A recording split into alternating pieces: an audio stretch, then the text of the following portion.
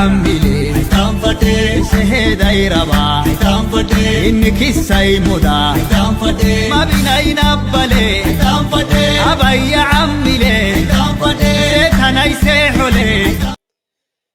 سلام تغتاتلتي سول ميديا زوزو لكم وسلامكم يبزاح صبون عرفتي جزي سنبت كونو لكم ان نتمنخو املاك كاب كفو نغرات يصوركم نلومي ازي اقداس وانا وزعبا مدب حزنا متينا لنا مكتتالكم عدم اتوم سابسكرايب زيغوركم سابسكرايب كتقبرو خمخا بلايك الجمهور انداتلابخو كندكس كنتس ايرتراونت كورماننت هاينرسع نابتي وانا وزعبا نابو خبلوكم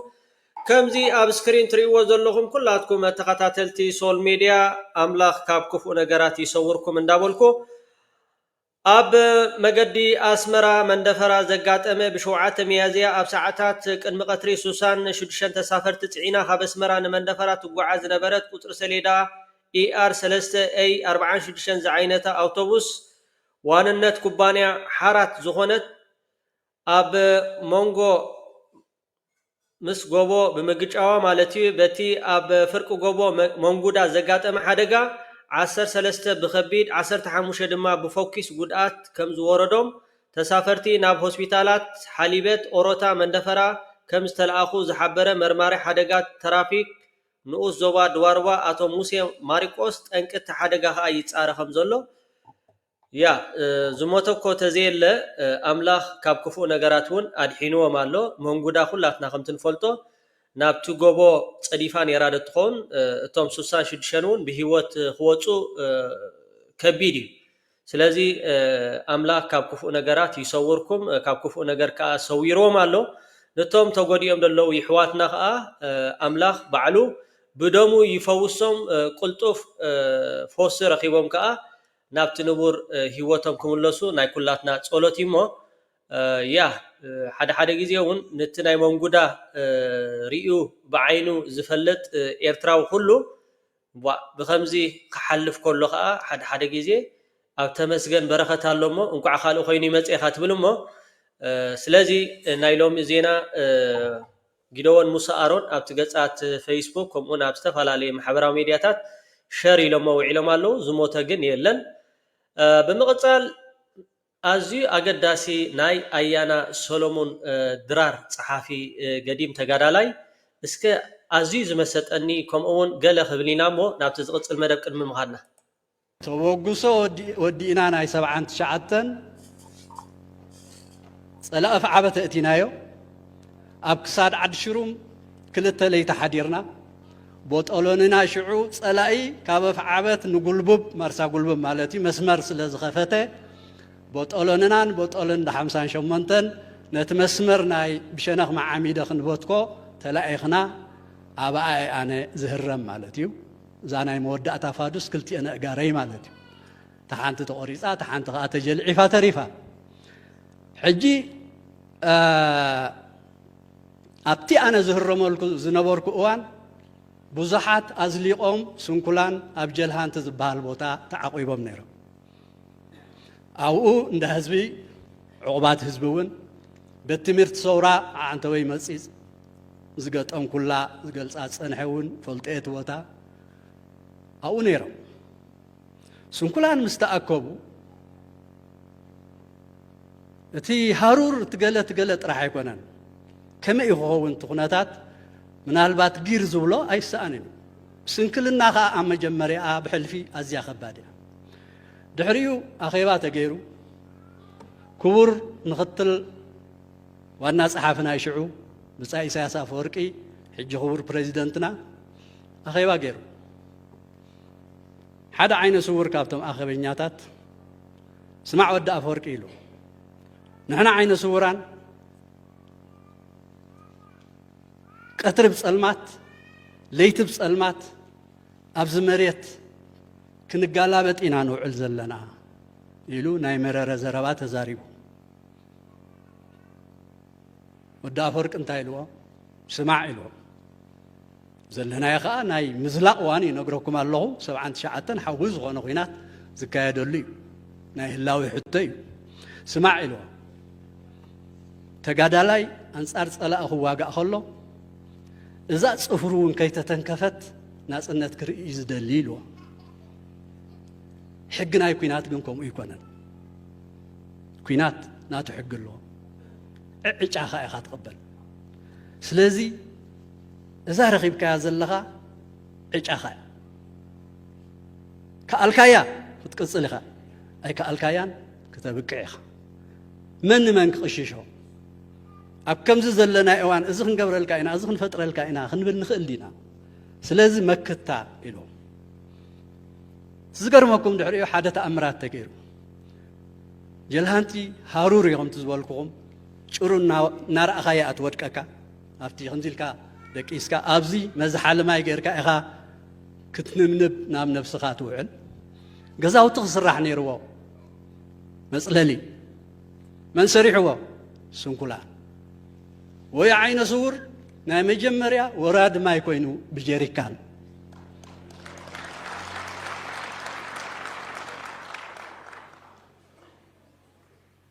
من يملألو حدا يدو قراص أفتا علا خوين كلتا عين صوران يصوعو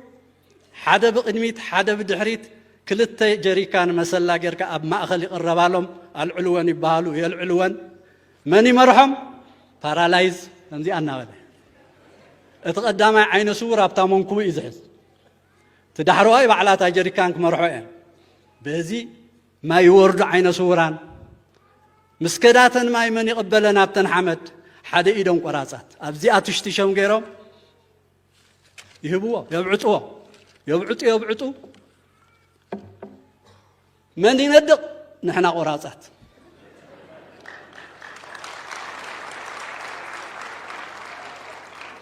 نندق في حقنا بلنا أبزي تقمطا زي أمس ملأت تطوي خانا أبزي خفت بل تقمط مس ملأت تطوي خفت بل بزي جلهانتي تناديعو تسريحو غزاوتي خمزي زبالي يلن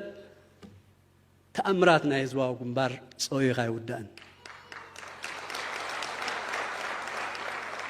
مودعتات رأسي ليازر له كله برأسيو أبرأسيو كله أنا سنكيلان دي ودي أندي أروماي كميك خوني زبل هزباو قنبار زي رخوبو تراحي هزباو قنبار زي رخوبو درو تستخاقيل الله ززمت أحد شوقو زي تيرابي زي يصنحو مسؤو كلاس كال سب كوينا أتصنحو تامجمر يا غهرم كله شوك الله ولا ناتيون أبوز حقات أمع لي ليه جغن وحالكم يدلن مجمر يا شوك الله هم سلا زغونا إيو بومباتات كالاشين كابت آخازر حقوه نفس خاقيت لكم ده حرقنا بتوم سنكولان مساعتها كالي هو تصنع بكا من فتير وزي هزباو قنبار عدمن هزباو قنبار يغني الله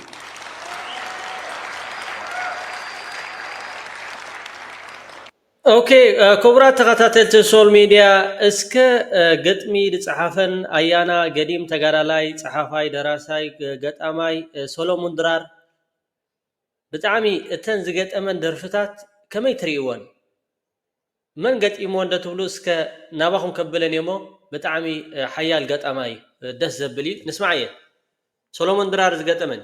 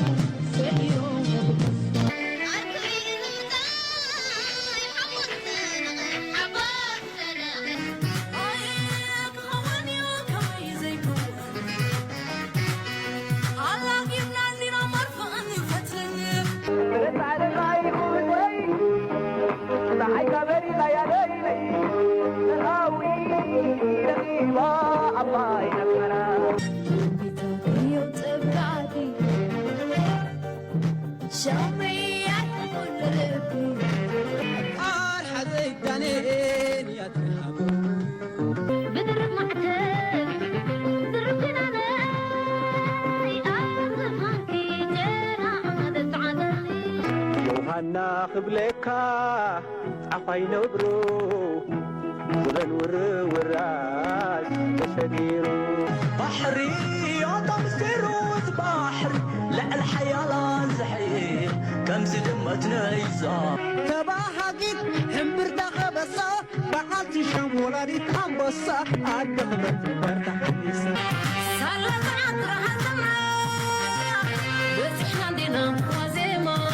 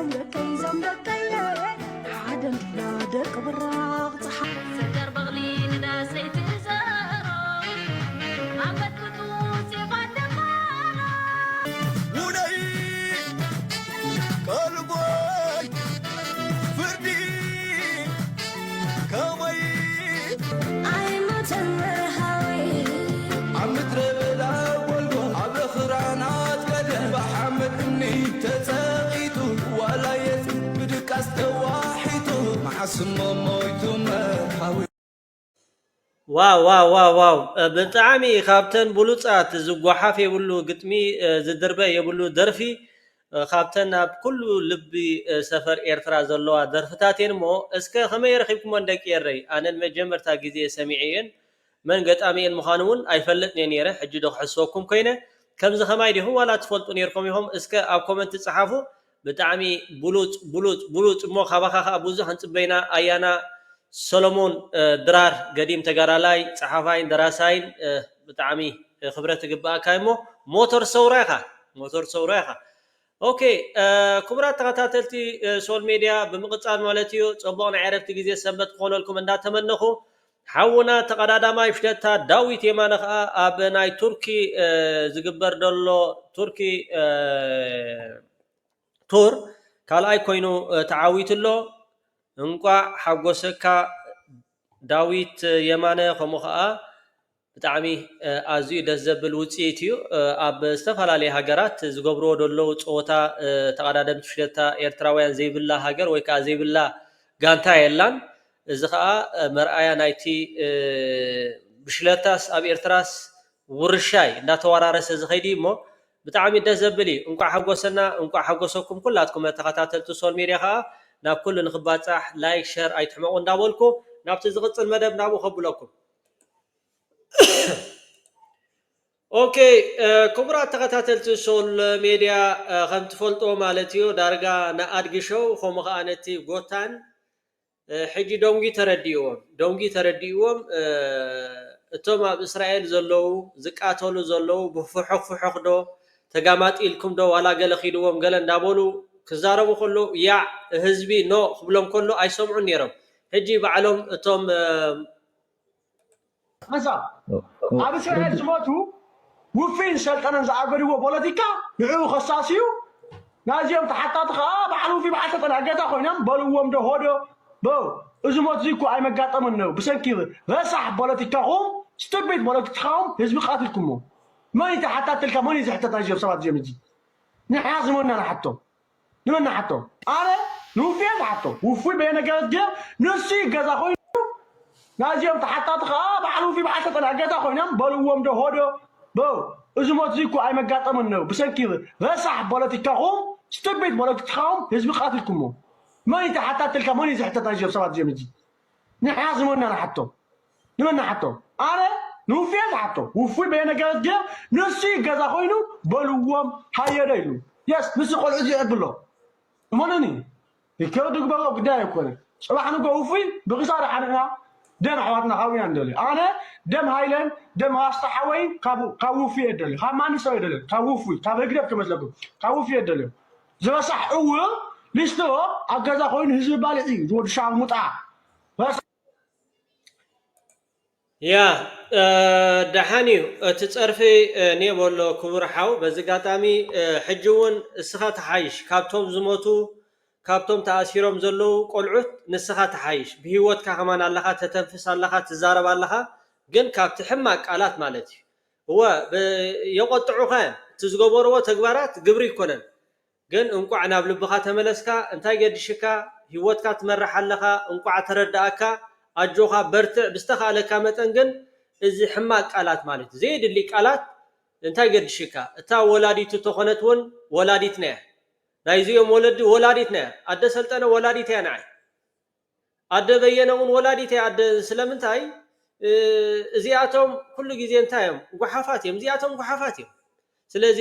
እዚ ቃላት እዚ ተኣረመላ ጥራሕ ክብለካ ዝደሊ ዳ እምበር ፅቡቅ ንፉዕ ደስ ዘብሊ እንቋዕ ፈለጥኩሞ ቴንክ ዩ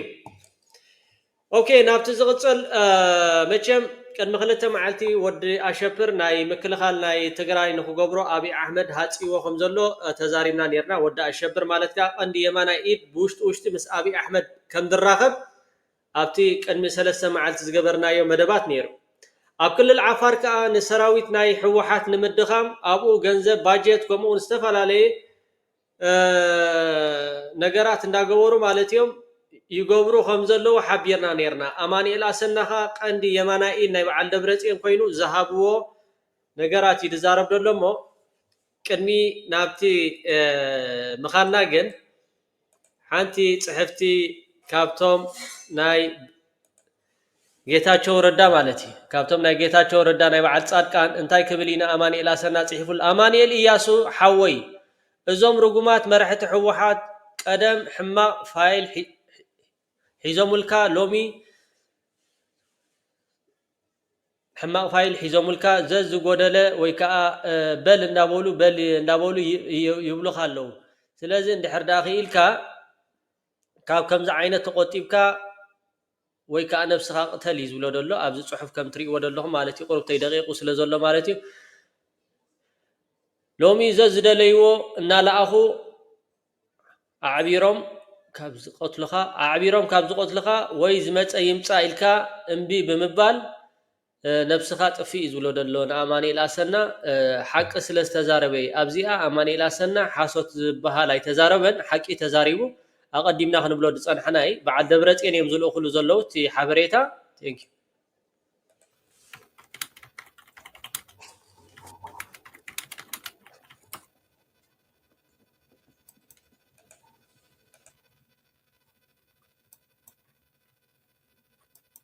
ደጊምና ሰላምታና ይብፃሕኩም ክቡራት ተኸታተልቲ ብቐጥታ ናብቲ ትሕዝቶና ክንኣቱና ቅሬታ እዚ ናይ ሳተላይት ኮኔክሽን ከተዓራሪ ፀኒሐ ስለዚ ብቐጥታ ናብቲ ጉዳይና ክንኣቱና ሶራ ሓደ ግዜ እቲ ቴክኒካዊ ፀገማት እንዲ ዝኸውን ብዝኾነ ብቐጥታ ናብቲ ትሕዝቶና ክንኣቱ بمسرة ممرحي أبي أحمد استواددبو 4 جنرالات ناي تግራይ ንሰራዊት ትግራይ ብዕጥቃዊ መንገዲ ንምፍራስ ንምብትታኑ ትማሊ ኣብ አዲስ አበባ ምስጢራዊ ኣኼባ ኣካይዶም ኣለው እዞም ትሪእዎም እዮም ኣብዚ ብስእሊ ኣቕሪብናዮም ዝፀናሕና እዚኣቶም እዮም ዝኾኑ ዘለዉ ማለት እዩ ቀዳማይ ሚኒስትር ኢትዮጵያ አብይ አሕመድ ንውዕል ፕሪቶሪያ ጥሒሱ ንስርዓት ንሰራዊት ትግራይ ብዕጥቃዊ ሓይል ንምፍራስ ብዘዋደዶ ውጥን መሰረት ኣብ ክልል ዓፋር ተጻራሪ ሓይሊ ተጋሩ ክውደቡ መምርሒ ዝተዋህቦም ባጀት ዝተሰላዓሎም 4 ፍሉጣት ጀነራላት ናይ ትግራይ ትማል 11 ሚያዝያ ኣብ አዲስ አበባ ምስጢራዊ ኣኼባ ከም ዘካየዱ ምንጭታት ሓቢሮም ኣለው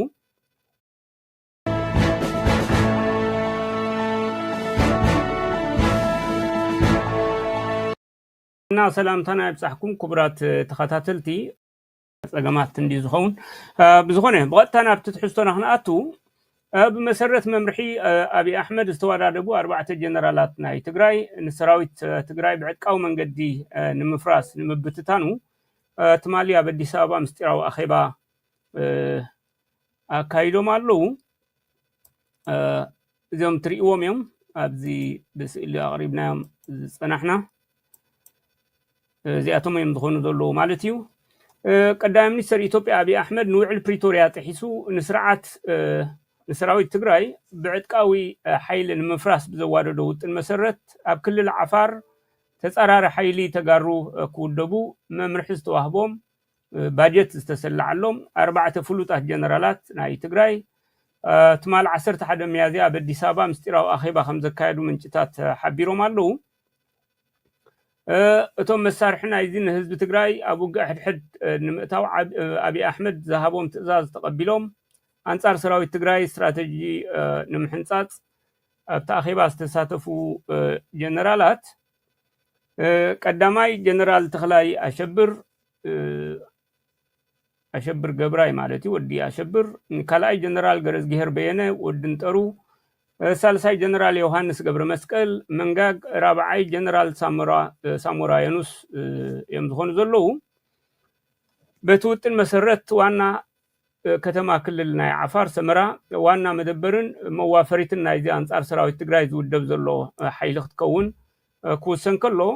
ኣብይ ኣሕመድ ነዚ ዝኸውን ዕጥቅን ስንቅን ዘድሊ ሙሉእ ዕጥቅን ስንቅን ሰሊዑ ከም ቀዳማይ ዕማም ከሳልጥዎ መምርሒ ሂብዎም ከም ዘሎ እዩ እቲ ሓበሬታ ዘረድእ። እስኪ ሓንሳብ ተኸታተልትና ናይዞም ናይ ሳተላይት ገለ ቴክኒካዊ ፀገም ኣጋጢሙ ፀኒሑ ይመስለኒ። ትግራይ ብሓይሊ ብዕጥቃዊ መንገዲ ንምውጋድ ንምብትታን ይሰርሑ ከም ዘለዉ ኢና ንዛረብ ዘለና። በዚ ውጥን መሰረት ዋና ከተማ ክልል ዓፋር ሰመራ ዋና መደበርን መዋፈሪትን ናይዚ ኣንጻር ሰራዊት ትግራይ ዝውደብ ዘሎ ሓይሊ ክትከውን ክውሰን ከሎ ኣብይ ኣሕመድ ነዚ ዝኸውን ዕጥቅን ስንቅን ሙሉእ ብሙሉእ ማለት እዩ ሰሊዑ ከም ቀዳማይ ዕማም ከሳልጥዎ መምርሒ ሂብዎም ከም ዘሎ እዩ ሓበሬታ ዘረድእ። እዚ ሰራዊት ትግራይ ባዕሉ ናይ ተቃውሞ ሓይሊ ከም ዝፈጠረ ምሲልካ ንሰራዊት ትግራይ ሕድሕድ ተጋጪው ከም ዝበታተን ናይ ምግባር ሓሳብ ድሮ ኣብ መደብ ኣብይ ኣሕመድ ዝፀንሐ ወይ ዝነበረ ኮይኑ ናይ ምግብን ካልእ ቀረብን ጠለባት ክማልኣሉ ፀኒሑ እዩ። እንተኾነ እቲ ውጥን ናህሪ ክድልብ ስለ ዘይከኣለ ኣብዚ እዋን እዚ ብወግዒ ዓቢ ባጀት ዓቢ ገንዘብ ተሰሊዑሉ እቲ ናይ ሎጂስቲክስ እውን ከምኡ ማለት እዩ ብመሪሕነት ናይዞም ተጠቕሱ ጀነራላት ክግትግበር ተወሲኑ ኣሎ። እቲ ዕላማ ንሰራዊት ትግራይ ከም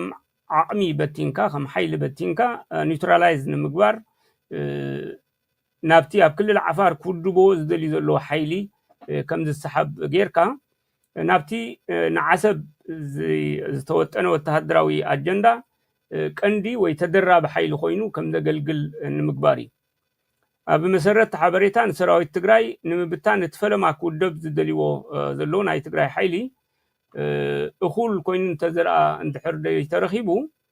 ካልእ ተወሳኺ ሓይሊ ማለት እዩ ካብቲ ናታቶም ካብቲ ናይ ኢትዮጵያ ሰራዊት ዲ ዋላ ካልኦት ሓይሊ ከቕርብሎም ምዃኖምን ሓቢሮሞም ኣለዉ። እቲ ኣብ መንጎ መንግስቲ ኢትዮጵያን ህወሓትን ዝተፈረመ ውዕል ምቁራፅ ተጻብኦታት ናይ ፕሪቶሪያ ኣሽምባይዶ ንከምዚ ዝኣመሰለ ዕጥቃዊ ግጭት ብማዕከናት ዜና ምጥቕቃዕ እውን ዘየፍቅድ ጥንቁቅ ማለት ጥንቃቐ ክግበረሉ ዝግብኦ ጉዳይ ምዃኑ ዝእምም እኳ እንተኾነ በዚ ሕጂ ኣብይ ኣሕመድ ኣትይዎ ዘሎ ብመምርሕን ባጀትን መንግስቲ ኢትዮጵያ ተጋሩ ወዲብካ ይኹን ሓገዝ ወሲሕካ ዝግበር ዕጥቃዊ ግጭት ንውዕል ፕሪቶሪያ ብቃልዕ ኣፍሪሱ ዳግማይ ኩናት ከም እዋጅ ይገብር ከም ዘሎ ዘመልክት እዩ። ኣብይ ኣሕመድ ኣብዚ ሳለስቲ ምስግጋር ስልጣን ኢሉ ንፕሬዚደንትነት ካብ ጌታቸው ረዳ ናብ ጀነራል ታደሰ ወረደ ኣብ ዘመሓላልፈሉ ኣጋጣሚ ናይ ቃል ኪዳን ሰነድ ኢሉ ንጀነራል ታደሰ ወረደ ዘፈረሞ ሰነድ ንውዕል ፕሪቶሪያ ዝቐተለ ክኸውን ከሎ እዚ 4 ጀነራላት ትግራይ ወዲቡ ብሽፋን ሚኒስተር ምብራቅ ናይ ምብራቅ ኣፍሪካ ኢሉ እውን ጌታቸው ረዳ ናይ ፖለቲካ መሪሕ ኣዋዲዱ ማለት እዩ ናይዚ ኣንጻር ሰራዊትን ህዝብን ትግራይ ዝቐንዐ ውዲት ገይሩ ኣዋፊርዎ ምህላው ከም ዝበልናዮ ካብ ኣዋጅ ኩናት ዘይፍለ ከም ዘይኮነ እዮም እቶም ምንጭታት እውን ዘስምሩሉ። ብመሰረት ሓበሬታ እዞም ዝተጠቕሱ ጀነራላት ማለት ወዲ ኣሸብርን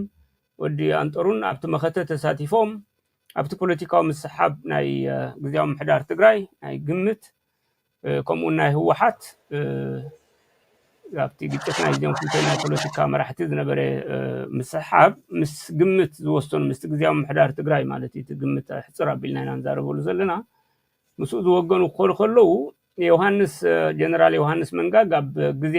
መሪሕነት ናይ መለስ ዜናዊ ቂምታ ሕዲሩ ኣብዛ ሓለፈ ኩናት ናይ ትግራይ ሓደ ካብ መራሕቲ ሰራዊት ኢትዮጵያ ኮይኑ ኣብቲ ናይ 2 ዓመት ኩናት ማለት እዩ አንጻር ህዝብ ትግራይ ዘዋግአ ማለት ዝመረሐ ጀነራል እዩ ወላውካ ብጋህዲ እንተ ዘይተራእየ ጀነራል ሳሞራ ዮኑስውን ኣብቲ አንጻር ትግራይ ዝተኻየደ ኩናት ወተሃደራዊ ኣማኻሪ ናይ አብይ አሕመድ ኮይኑ ብዙሕ አንፈታት ናይ ኩናት ውጥውን ከም ተሳተፈ ሓበሬታ ዝረድእ አብይ አሕመድ ነዞም ጀነራላት ትግራይ ኣብዚ መደብ እንተ ተሓባቢርኩም ኣብ አዲስ አበባ እንተ ዘይተሓባቢርኩም ኣብ አዲስ አበባ ዘለኩም ትሕዝቶ ይኹን ሃብቲ ንብረት ክውረስ እዩ ክወርሶ እንተ ሓጊዝኩም ግን ኣብ ርእሲኡ ክውስኸኩም ድሕር ምባል እዩ እቲ ምትሕባር ረኺብዎ ዘሎ እዚኣቶም ነዚ ኦኬ ክቡራት ተኸታተልቲ ሶል ሚድያ ከምዚ ትሪእዎ ዘለኹም ሓሰና ማለት እዩ ሓሰና ካብ በዓል ደብረፅዮን ዝመፆ መልእኽቲ ኣመሓላሊፉ ዘሎ ከምኡውን ኣብቲ ማሕበራዊ ሚድያታት እቶም ናይ ብልፅግና ከምኡውን ዓሽከር ናይ ጌታቸው ረዳ እዚ ትብሎ ዘለኻ ቀልጢፍካ እዚ ቪድዮ እለዮ ሓሶት ገለ እንዳበሉ ይዛረብሎ እዚ ኣማኒኤል ኣሰና ክብሎ ዝፀንሐ ግን እቲ ኣብ ባይታ ንሕና ኣቐዲምና ክንዛረቦ ዝፀንሐና እዩ ዝደግም ዘሎ ግን እቶም ዘይኣመንኩም መታ ንኽትኣምኑ ኣማኒኤል ኣሰና ኢልኩምን ብዙሕ ሓፍኮፍ ትብሉ ሰባት ዘለኹም እቲ ክውን ኣብ ባይታ ዘሎ ንዓኻትኩም ንምድኻም ኣብ ክልል ዓፋር ሰፊሕ ዝኾነ ፕሮጀክት እሞ ከዓ ንተጋሩ ገንዘብ እንዳሃብካ ካብ TDF ሰራዊት ዝሃደሙ ከምኡ ከዓ ዳበልካይ ዝኾን ዘሎ እሞ ንሕና ተዓዘብቲና ደቂ ኤረይ ሻሂኻ እንዳሰተኻ ጥራሕ ተዓዘብ ማይካ እንዳሰተኻ ጥራሕ ተዓዘብ ንሕና ተዓዘብቲና ኣብ መጨረሻ ናይ ክብርቲ ኣምባሳደር ሶፊያ ተስፋ ማርያም ሓንትላ ኣዝያ ደስ ትብለኒ ኣብዚ ማሕበራዊ ሚድያታት ክዝርጋሕ ቀንያ ኣጋጣሚ ክረኽባ ይከኣልኩን ነይረ ሕጂ ረኺበያ ቁርብተይ ድንጉ ኢለኸውን ክእል እየ ምስና የቕሬታ ክብርቲ ኣምባሳደር ሶፊያ ተስፋ ማርያም بعلماوي فدرشين سلامن فقرن تشليما قوامي وكيل هاجر إيرترا بحبرات هاجرات أمباسادر صوفيا تسفى مريم علماوي فدرشين سلام فقرن بستبهال أهجراوي تكال ناي كبري شلمات تقبيلا أمباسادر صوفيا نتصنع مركزي إيرترا أبو داي سلام حدحلاو مكبار سنيت أب مقلح بزكاياتو زي حلن ناي كمزي تريو لهم شلمات بقي على مالتيو بتعمي عزيز حقوسيو كلاتكم تقاتل تسول ميريا خا ناب كل نخبات صح شير نداغبركم كندقس كنتس ايرتراونت كبر مننت هينرسع كم تزراهم نحنا تعذبتينا نحنا نسمع نحنا نرئي نحنا نستوعد كساب زي تنكفكم ناقن كباهم ناباخمي بعلمان إلى سنة خباهم ناباخمي مو يا مكرو انبكاله مكراي مكرو نحنا نجرناكم هنا أبي أحمد قبلعكم قدوفو دسمي عيلا تقول دايكا أب كل العفار حد عابي نجارات تقبرانو نعاخاتكم نخطفاكم مالتيو يغني اللي بروح معالتي بروح مشيت كوم غاء صبونا عرفت جزيه كونوركم من دا تمنه سسناي أمول جري ما بينا قدمو بنا حل مدافنا ما بينا ينبلي أبي عمي سهداي ربا إنك السيمودا ما بينا ينبلي